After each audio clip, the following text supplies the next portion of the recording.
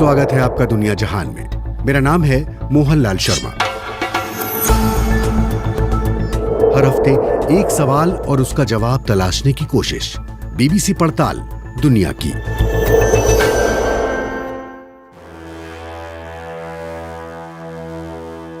आज एक ऐसे मुद्दे पर चर्चा जिसे लेकर लोग ढेर सारी बातें करते हैं।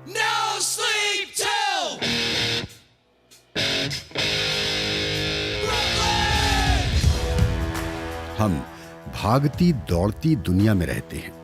हमेशा करने के लिए कुछ ना कुछ होता है।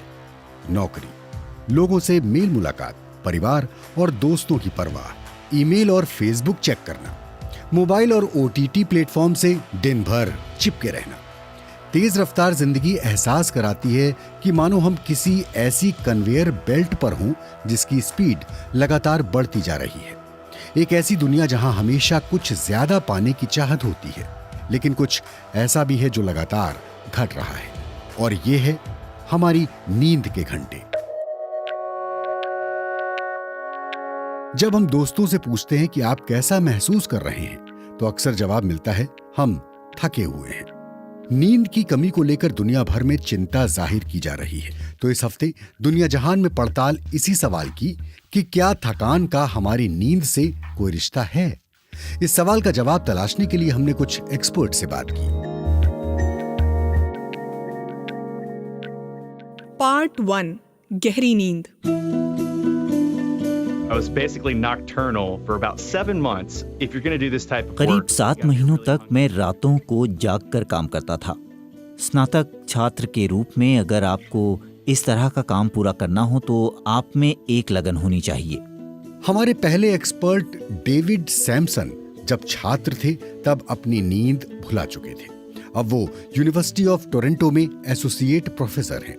वो जीव विज्ञानी हैं और सुदूर इलाकों का खूब दौरा करते हैं। वनमानुष को सोते हुए देखने के लिए उन्होंने करीब 2000 घंटे की वीडियोग्राफी का विश्लेषण किया। डेविड क्रमिक विकास और नींद के बीच की कड़ी को समझना चाहते थे। वनमानुष 9 से 16 घंटे के बीच सोते हैं। डेविड सैमसन ने इसके आधार पर एक मॉडल तैयार किया और अनुमान लगाया कि अगर इंसानों का विकास क्रम दूसरे बड़े बंदरों से अलग न हो तो उनसे कितने घंटे की नींद लेने की उम्मीद की जाए।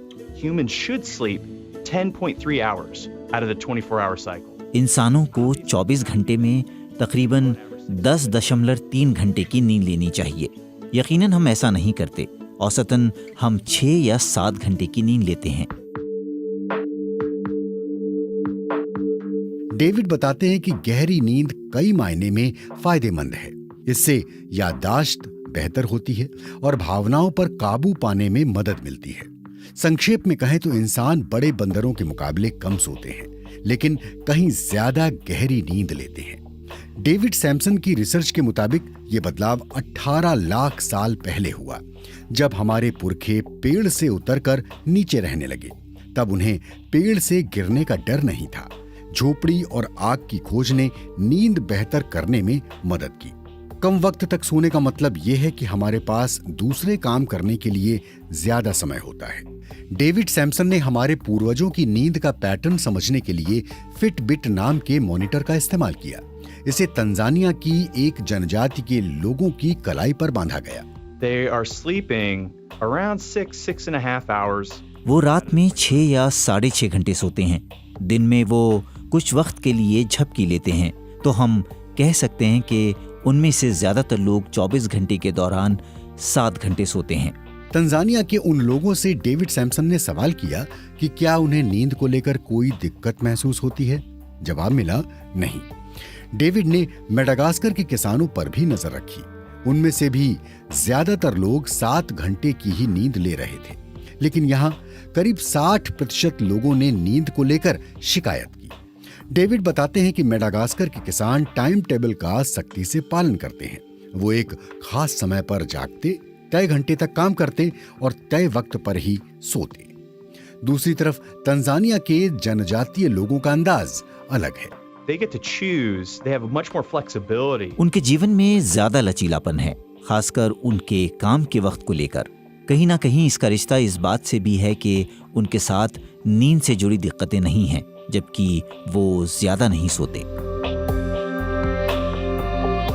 औद्योगिकीकरण ने इंसानों की नींद पर असर डाला, लेकिन कैसे, आगे जानते हैं।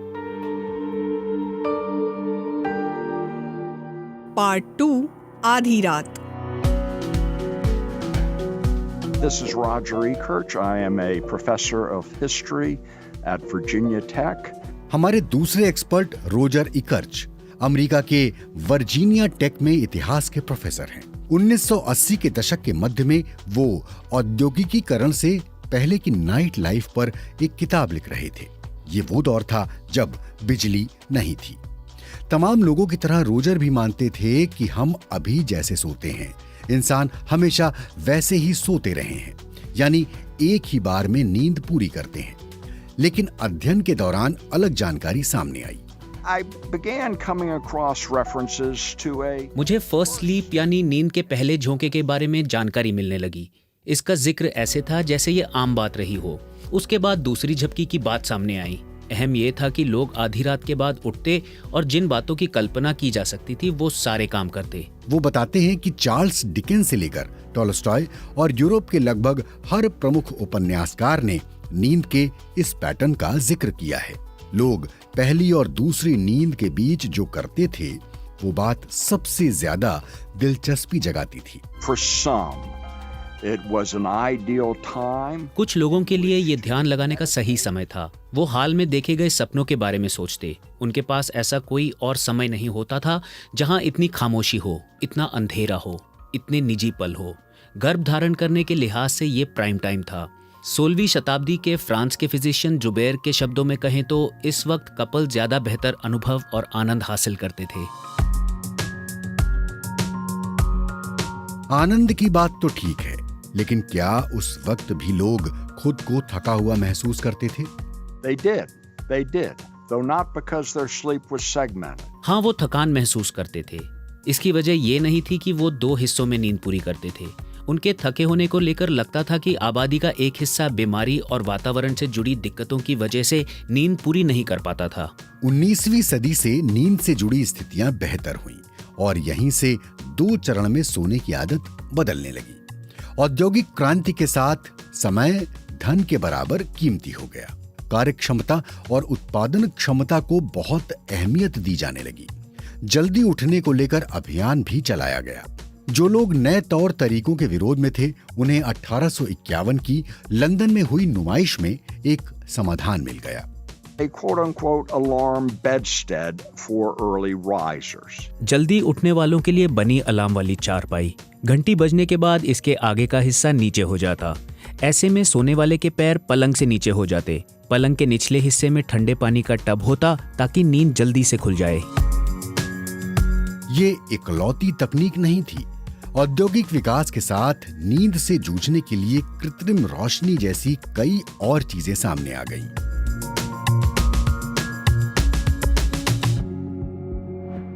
पार्ट 3 नींद पर संकट।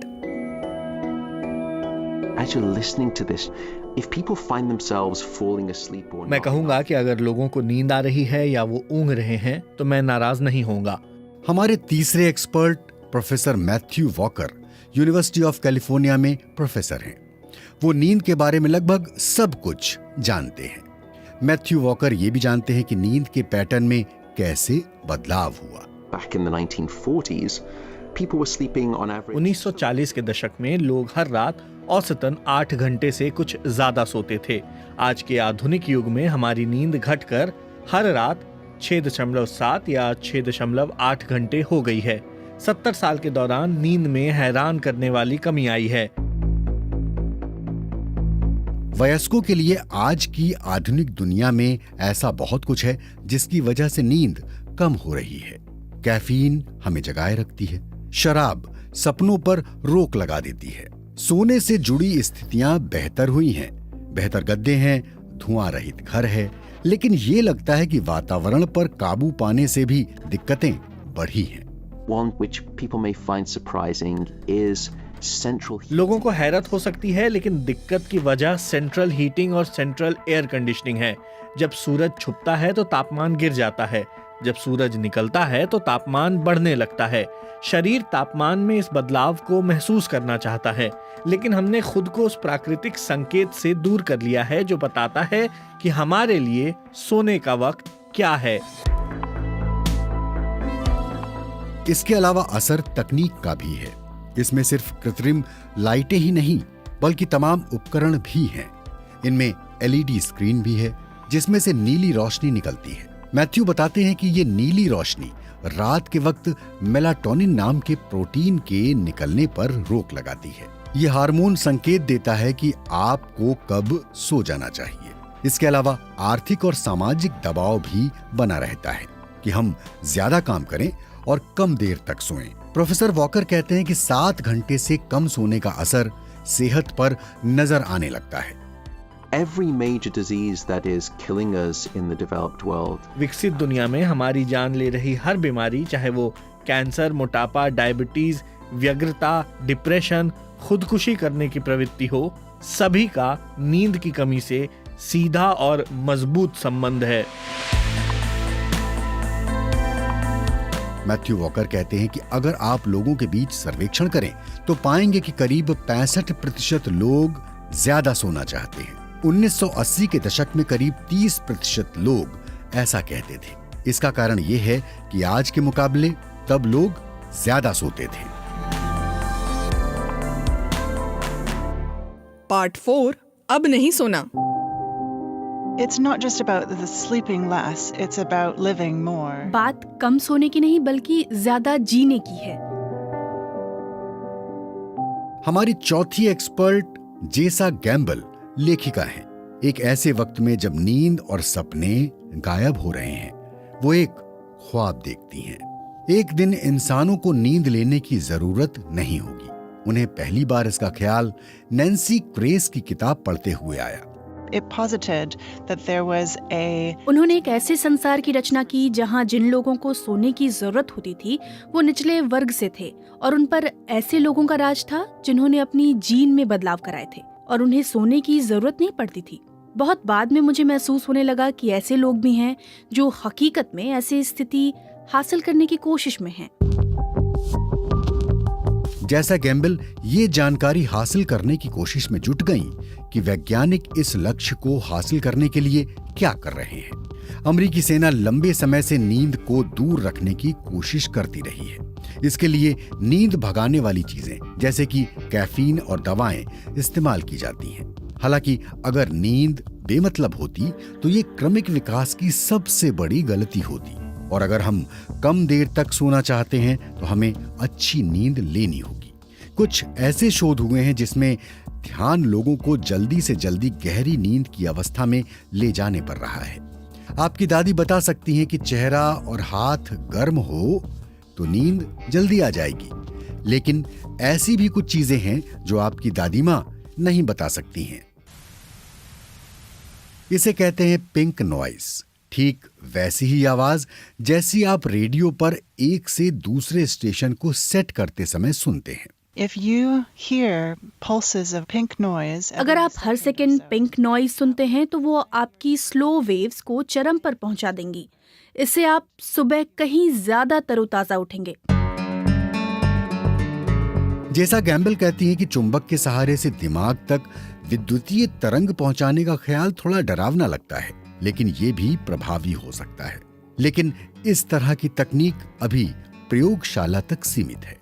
हालांकि वो बताती हैं कि पिंक नॉइज पैदा करने वाले उपकरण जल्द ही बाजार में आ सकते हैं। people are talking about cutting off sort of 1 or 2 hours. मौजूदा तकनीक के जरिए लोग नींद के 1 या 2 घंटे कम करने की बात करते हैं, लेकिन एक संभावित परिदृश्य ऐसा भी है जहां जागते रहने के दौरान ही हमारी नींद की भरपाई हो जाए। ये कुछ वैसा ही होगा जहां एक विमान को हवा में ही ईंधन मिल जाए और उसे कभी जमीन पर उतरना ही ना पड़े। मैं ऐसे विचार को पसंद करती हूँ। आखिर आगे के बारे में कौन जानता है। लौटते हैं उसी सवाल पर कि क्या थकान का हमारी नींद से कोई रिश्ता है। जैसा कि हमने एक्सपर्ट से सुना कि दूसरी चीजों के लिए नींद कुर्बान करना हमारी फितरत है, लेकिन तकनीक और सामाजिक बदलाव के जरिए हमने इसकी सीमा बहुत बढ़ा दी है। इससे सोने के हमारे पारंपरिक तरीके और नींद लेने के कुल वक्त पर असर हुआ है। ऐसे में हैरानी नहीं है कि हम थकान महसूस करते हैं। विज्ञान की मदद से हम नींद की जरूरत कुछ हद तक कम कर सकते हैं। अच्छी बात यह है कि अभी मुफ्त में आसान और दर्द ना देने वाले उपाय मौजूद हैं। और हाँ, यहाँ तक हमारे साथ रहने के बाद अगर आप अपनी आंखें बंद करके और तकिए पर सिर टिकाकर सो जाते हैं तो शायद ही कोई बुरा माने। उम्मीद है कि आप अच्छे सपने देखेंगे।